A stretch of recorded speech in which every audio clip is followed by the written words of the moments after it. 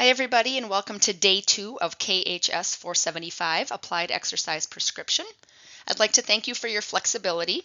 I am not on campus today. I am actually attending the NCAA National Convention in Baltimore, Maryland, representing Concordia St. Paul and our athletics department.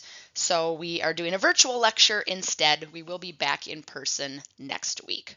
You can pause this virtual lecture at any time. There will be some things that I'll be mentioning in the lecture that will be reflection questions for you so that you can earn your attendance and participation points for today. So do watch the whole lecture sometime between now and Sunday night, January 18th. So our week 1 topic is the role of fitness professionals. So let's get started.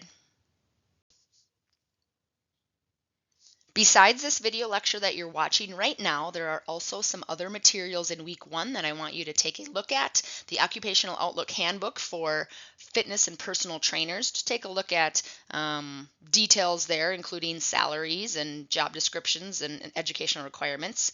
Then there is an article about the role of the fitness professional in promoting physical exercise participation. And there is a 20-minute video of the history of the fitness professional. How have we gotten to where we are right now? So you can pause this video and take a look at those first, or you can do that at the end as well. Either way, but those are some extra materials to help you get a deeper understanding of the role of a fitness professional.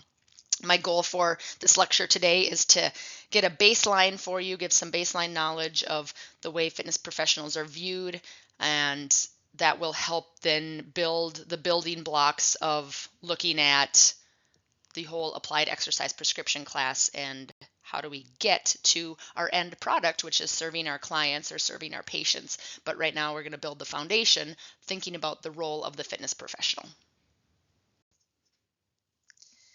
So your first personal reflection today, you don't have to turn anything in for this, but you can jot down some notes or think to yourself, is what is a fitness professional and what types of jobs do fitness professionals have? Words that are commonly used and I've used myself in the fitness world are personal trainer, personal fitness trainer, trainer, just shortened version, group fitness instructor, group exercise instructor, small group training leader, personal training coach, wellness coach, performance coach. So those are all some of the job titles that a fitness professional might fall under. There are certainly more than that as we continue to evolve in our fitness and wellness space, but personal trainer, group fitness trainer, small group trainer, fitness coach, those are the ones that kind of bubble up to the top. What do you think are some of the most important responsibilities and duties that you might perform as a fitness professional? Take a minute and jot down some of the responsibilities that you think of when you think of a fitness professional and some of the duties that you think of when you think of a fitness professional.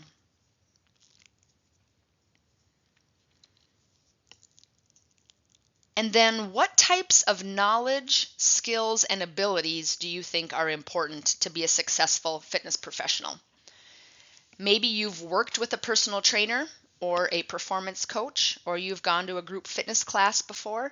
What have you noticed about them? What kinds of knowledge, skills, or abilities did somebody who was really kind of on top of their game or really high in their abilities, what did they possess? So take a couple minutes just to think through these 3 questions. You can pause the PowerPoint and come back after you've written those down or thought through them in your head.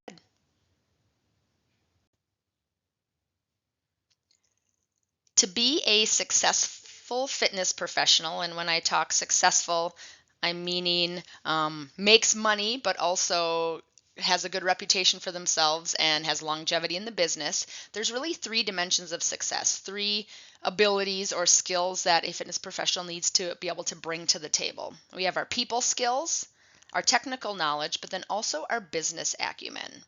So if you on the last slide said, let's start with technical skills, you said things like understand the ideas of physical exercise or aerobic exercise, strength exercises, what exercises to do for what muscle groups, how to progress a plan so that it gets progressively harder, maybe some basic nutrition knowledge, some basic injury prevention knowledge. Yeah, that would all fall under technical knowledge. We're talking about things like exercise science, being able to do fitness assessments, creating programs, working with special populations, perhaps it's older adults or pregnant women or youth or people with differing abilities. So that would fall under technical knowledge. Certainly the backbone of any fitness professional. If you don't know how to put together a plan, no matter how good of a business acumen you have, somebody's not going to continue to come to you with your services if you don't know what you're talking about. But technical knowledge isn't all of it. There's also the people skills. So, can you build rapport, build relationships? Are you able to communicate with lots of different types of people? How do you do with your listening? Do you really take in what people say, or are you dismissive of suggestions that a client or a patient might have? And then having emotional intelligence. What does that mean? It means, can you read the room? Can you check out the environment that you're in and adapt your communication, your leadership, your personality to meet that person where they are? So if you have people skills and technical skills together, very helpful and very attractive for a fitness professional. You might have a lot of technical knowledge, but if you don't have the people skills, it's going to be very hard to attract clients and get participants to come to your offerings because you feel unapproachable. And then we have the business acumen. So, how do you sell yourself? We are a helping profession with fitness and wellness, but you're also selling yourself. So those of you who want to be physical therapists or want to be an athletic trainer or want to be a strength coach, your product is your knowledge. So you are still selling yourself because somebody needs to choose you instead of choosing somebody else, right? So what does your marketing look like? Prospecting, that's going out to seek clients or seek patients. For some of you, that people might come to you and you don't have to do part of that. But if you're working as a personal trainer at a private gym, you certainly will be trying to find your own clients. Selling memberships, selling sessions, selling products, managing your clients. So all the paperwork that goes into that, scheduling, knowing the ideas behind risk management. So things like what's going to be dangerous or unsafe for me to lead with my participants or my clients. So a successful fitness professional is going to have people skills, technical knowledge, and business acumen. So think to yourself, where do you feel like you are right now? This class will work on all three of those. You've built a lot of technical knowledge already with your classes, especially for those of you who this is your final class. But we'll focus on the people skills and the business acumen for this class and really have you practicing some real world scenarios where you get to put all three of these dimensions into play. Personal trainers wear many hats. So yes, they spend time one-on-one or in small groups with clients, leading them through programs and evaluating the effectiveness of the program, but they are more than just that. I've got a list here. They are an instructor, a coach, a facilitator, a leader, a role model, and a referral source. So a personal trainer is juggling many balls in the actions of fitness professional life. Referral source might be a word that you haven't heard of often before, but this might be where you are working as part of a team, or you have a client and they have an injury, so they're working with both a physical therapist and a personal trainer. Maybe you refer them to a physical therapist or a dietitian or a wellness coach. So it's a multidisciplinary network where multiple people are working in a holistic way to help this person achieve their goals. So personal trainer is more than just showing up to the gym, putting weights on the squat rack and telling somebody to do 3 sets of 10 squats. There's other components to being a personal trainer as well.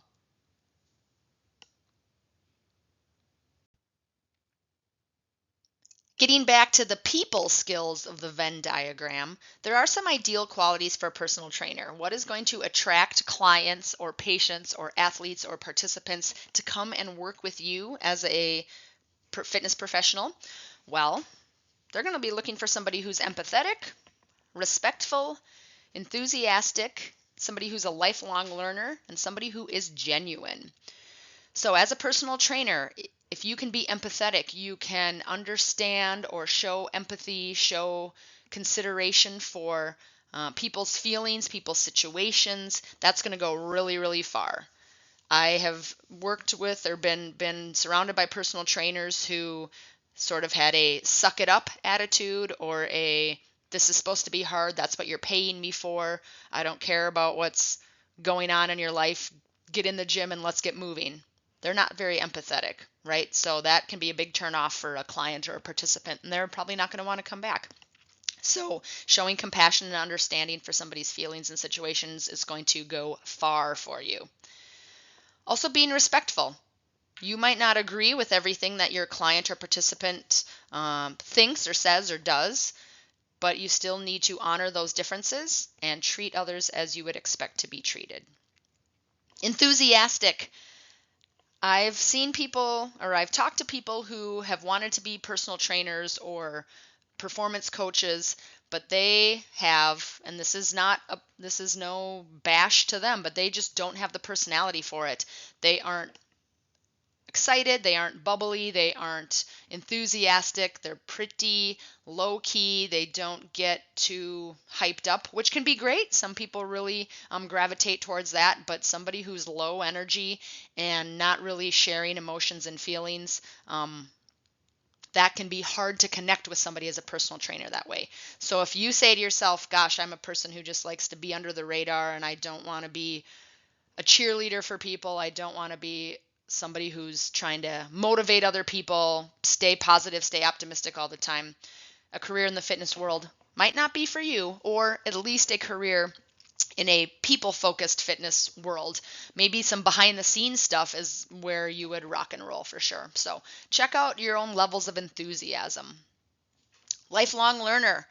Do you continue to seek out new knowledge? Are you listening to podcasts? Are you reading articles? Are you subscribed to a journal? Do you go to conferences? Do you continue with your education? Clients love it when you say, hey, this is something new that I read about XYZ and we're going to try it, right? So you're seeking out your own self-development. You're seeking out new knowledge because you want to stay current in the trends in the fitness and wellness industry. So being a lifelong learner is going to be a great quality for a personal trainer. And then being genuine. Be yourself. You can't fake it for very long. It takes a lot of emotional energy to be somebody that you aren't. So be yourself and keep it real. There are going to be people who are attracted to your personality style and some people who aren't. And the people who are will find their way to you. When I've done personal training before, I was told by some people that they're like, Jen, your energy is just too high for me. You're too positive. You're too optimistic. And they didn't want that. They wanted somebody who yelled at them and somebody who really challenged them, and not in a negative way, but in a less positive way. And I couldn't do that. That was not genuine of me. That felt wrong for me. But I was able to point them to a different personal trainer who had a different communication style, and that worked out well for them. So these are some of the ideal qualities of a personal trainer. Some other ones worth noting: non-judgmental, ethical, trustworthy. Do you do what you say you're going to do? And caring for a person, and caring for that whole person. So not just that hour that they're in the gym with you, but are you caring about other things that are going on in their life and learning more about them as a person? So take a look at these ideal qualities and see where you feel like you fit in. Part of being a successful fitness professional is following ethical and professional standards. So what are those for the fitness industry? Well, I'm glad you asked. There is a handout in your week 1 materials called the Top 10 Ethical Considerations for Fitness Professionals, published by the American College of Sports Medicine. It is a few years old by now, but I still think that those top 10 things are concerns or things to think about as a fitness professional. So make sure that you take a look at that. And then I've got 2 questions for you to reflect on. What does it mean to be ethical within the sports and fitness industry? And what does it mean to be an ethical fitness professional? So if you get certified as a personal trainer or complete your master's degree and become an athletic trainer or a physical therapist, or you want to be a group fitness coach, or you want to be a sports coach, there is a code of ethics that comes along with operating in the fitness industry. Oftentimes, when you sit down to take an exam, for example, the personal training certification, you take a written exam to gain those credentials. There's actually a code of ethics or a code of conduct that you sign in agreement with that, saying that you're going to operate in X, Y, and Z ways so that you're not tarnishing the reputation of the fitness industry. One of those pieces of the code of ethics includes continuing education, so you're constantly staying relevant. I think back to the physical education teacher that I had in high school, and he was kind of stuck in the 1980s. We did some weightlifting activities that are certainly not encouraged anymore and are unsafe, and he just was stuck in his ways. He didn't continue to evolve with the times, and for that, he really wasn't following the code of ethics of making sure that his students were safe. So some other things that might be unethical or unprofessional in the field include something like poaching clients. So say I work at the YMCA for 5 years, I build up a big client base, they all love me, and one day I decide, you know what, I could make more money if I just had these clients come to my house. And then you ask the clients to drop their YMCA membership or stop paying for personal training at the Y and come train with you at your house instead. They pay you in cash, you get more money, you get the ability to train them in your own space. Is that illegal? Not necessarily, but is it ethical? Definitely not. So poaching clients or taking a client from somebody else, talking badly about another fitness professional and telling that client or that participant that they should come and work with you instead. Certainly not ethical. Another consideration is taking equipment from your job to use at home. So you're working at Lifetime Fitness and there's a couple kettlebells in the corner that are collecting cobwebs and you're like, gosh, nobody's been using these. Or a yoga mat comes home with you in your backpack. Illegal, yes, you're stealing from your company, but also definitely unethical, taking equipment from your job to use at home. So those would be some of the examples of ethics and professional skills or professional behaviors that might arise in the fitness industry. Another one is working beyond your scope of practice. So if you are a personal trainer or a group fitness instructor, you should not be telling clients what kinds of supplements to take. You should not be creating a meal plan for them. You should not be diagnosing their injuries. That is above and beyond what your credentials or certification are for. You should be then referring them to other people. So that's what some of the examples of what it means to be ethical in the fitness industry. Always telling the truth, keeping people safe. Hopefully none of these are new ideas for any of you, but things to think about when you're operating in that arena. So listed here is a pretty universal code of ethics for fitness and wellness professionals. So again, whether you are serving as a personal trainer, a performance coach, a well-being coach, maybe a strength and conditioning person who is working with groups of people, but you don't have extra credentials that allow you to do other things. This would be examples of a code of ethics that you would take a pledge to say that you are going to focus on. You want to provide and maintain a safe and effective training environment. So, is there water on the floor? Is a machine broken? Is the environment safe, right? Do you have a safe environment for people? Maintaining appropriate documentation. Your participants or your athletes will fill out medical history questionnaires. They will fill out an informed consent, a waiver. You will be keeping track of their progress in progress notes, hanging on to all of that stuff and ensuring that that is confidential and not accessible to other people.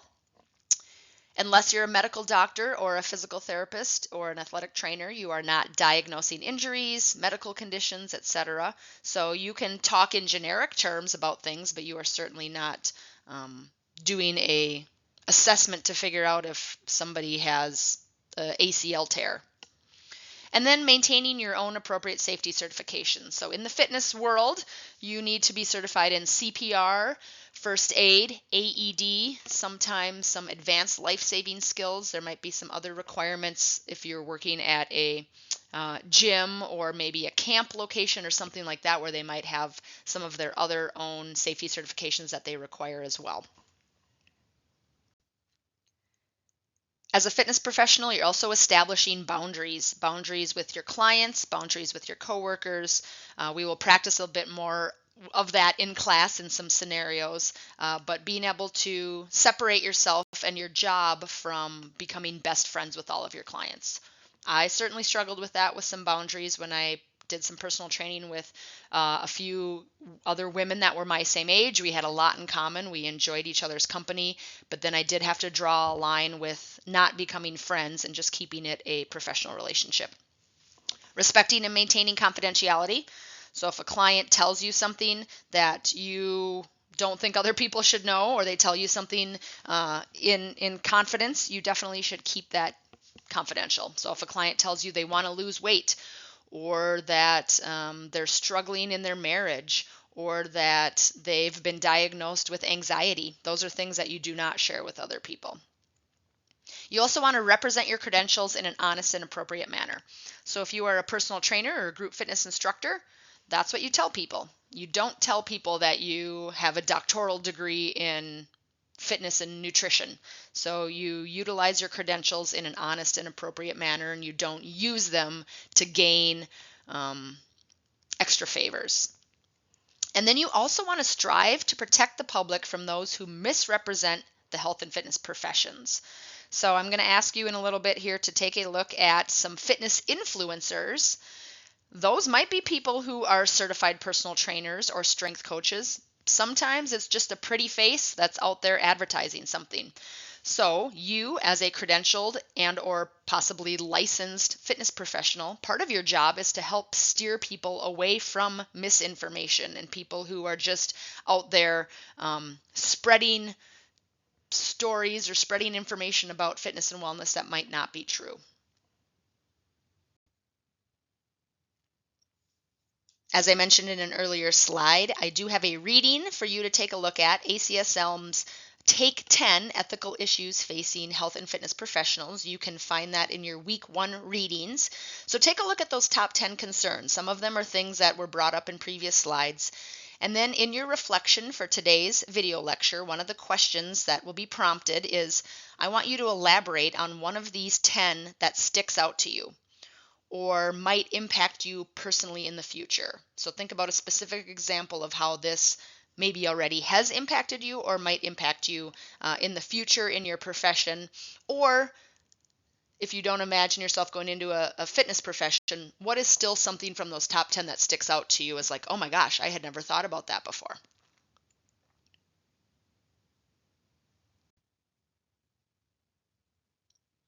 For the next part of your reflection for today's participation, I do want you to take a look at a fitness pro on social media. If you have somebody that you follow, awesome. I have a few suggestions here. These are just from a Google search because I don't spend much time looking at other people's social media situations, although I have been following a nutritionist lately who I think is pretty funny but also very, very real with her nutrition topics. Here's a list of people with their Instagram accounts, but if there's somebody else that you follow on social media, or you can just Google somebody, what I want you to do is take a look at their credentials. Are they a certified strength and conditioning specialist? Are they a certified personal trainer? If so, who are they certified through? Do they have a bachelor's degree in exercise science? Do they have a doctoral degree in nutrition? Or do they not have credentials? Do they not say what their education is? So what are their credentials? What are they posting? What are some of the themes that they're posting? Is it body positive themes? Is it themes about nutrition strategies? Is it themes about weightlifting? Is it themes about fat loss? What are some of the things that they're posting? Do you feel like they are going out of their scope of practice? So are they going above and beyond what they should be doing? Are they giving information? Are they diagnosing? Are they sharing things that they shouldn't be sharing? Having an opinion on something and then telling it as the truth is two different things, right? So are they going out of their scope of practice, going above and beyond what their professional credentials should allow them to do? What's their message? And then, would you want to work with them as a client? Why or why not? So you can pause this video. I will read through these questions again. These will be the questions that you are answering in your reflection prompt. Number 1, look at their credentials. So, are they certified? What's their education? Number 2, what are they posting? What are they posting about? Take a look at the last 5 or 10 posts that they have. Is there a theme to their posts? Question number 3, in your opinion, do you think they're going out of their scope? Are they going above and beyond and maybe reaching a little bit? Or do you think that the information that they're posting is pretty educational, research-based, and is it within their scope of practice? Question number 4, what's their message? And then question number 5, would you want to work with them as a client? Would you want them to be your personal trainer or your wellness coach? Why or why not? So I'll read those questions one more time for you. Take a look at their credentials. What are their credentials? What's their education? Do they have any other licenses or any certifications? Number 2, what are they posting? What are some of the themes of their posts? Number 3, in your opinion, do you feel like they're going out of their scope? Are they staying within their knowledge area, or are they reaching? Number 4, what's their message? What do you think they're trying, like, why are they a fitness pro? Why are they an influencer? Why do you think they're out there? And then question number 5, would you want to work with them as a client? Why or why not? I am very excited to see who you all decide to choose and profile.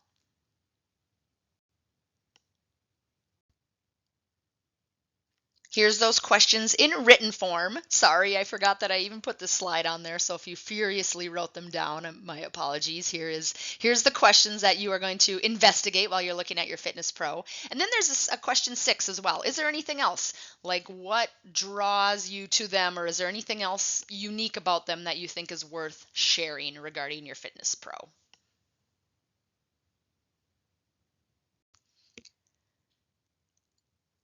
We have just a couple of housekeeping slides as we wrap up the lecture for today. So some clarification and details and reminders on how you are assessed in this class. This class is Tuesdays and Thursdays, noon to 1:20 p.m. Participation and attendance are a big portion of class, so please come to class, especially the second half of class. You will be acting as a personal trainer and also as a client, so you have to be here for class to be the personal trainer and then also be the client. So expectation is that you are attending each class session. Of course, people are going to get sick. Things are going to happen. You'll be able to do a makeup personal training session, but definitely prioritize getting yourselves to class. We'll have some assignments and reflection learning activities. Those will include things like calculating a meal plan, doing some research on a case study for some legal and liability cases that have come up in the fitness industry. We'll practice some goal setting scenarios. We're going to do some motivational interviewing scenarios. You're going to do a short presentation on injuries and diseases. So there'll be a combination of different reflection learning activities. That's the second bullet point there for some points. We'll have some in-class quizzes. That'll be a combination of multiple choice and short answer. And those will come from the lecture and from your readings. Personal training, excuse me, client assignments. As mentioned, the second half of the class, so after spring break, you will be both a personal trainer and a client. You'll get matched up with somebody. And For the first half of class, one of you will be the personal trainer and one of you will be the client. And then we will swap for the second half of class. So you will be creating workout plans for them. We will be doing a fitness assessment to get their baseline, and you will write up a plan and then execute that plan. So there will be assignments that come along with that, including a workbook of all their workouts, their SOAP notes or their progress notes, and then their fitness assessment results. So those will be personal training client assignments. You'll also be leading a group fitness class on Tuesdays at 11 a.m. Hopefully, by the time you're watching this, we have all signed up already for adopting a Tuesday. I know this is going to be out of the comfort zone for some of you, but for many, many people, starting in the fitness industry with teaching a small group strength training class or fitness class is really the way to kind of break into the industry. So we're going to do this in a very low-key environment on campus where you're not having the general public out there at all. It's just going to be your peers. So you will teach one group fitness class or lead one group fitness class, and then you'll also attend a group fitness class as well. So those are some points for that. And then in our final examinations for practical, you'll demonstrate a fitness assessment and we will walk through a health screening scenario. So for those of you who have already taken KHS 450 exercise assessment, 450, we've done something very similar to this, but you will be doing a kind of live action role play scenario to demonstrate you understand the concepts of walking somebody through getting started with a fitness plan. I shared this slide on Tuesday as well, but here we are now. So you might be watching this on Thursday or you're watching this on Friday or Saturday, but things to do: read and watch the week 1 materials and resources. So if you are watching the video lecture, this lecture right now first, go back and take a look at the 10 ethical issues, the video on the role and evolution of the fitness professional, the occupational outlook handbook, and then the article on how a fitness professional works as part of a kind of holistic health. Then you have assignment number 1, which is due on Sunday night. I'll flip to that on the next slide. And then you can start reading the week 2 materials about relationship building and communication. So next Tuesday, that will be the 20th of January, we will hop back into in-person class and we will be moving on to our next 2 topics for week 2. So you can find those under the week 2 materials. So you have 2 other things to do. You have your reflection paper, which is an out-of-class assignment. You can find that under week 1. It's called Fitness Professionals Personal Reflection Paper.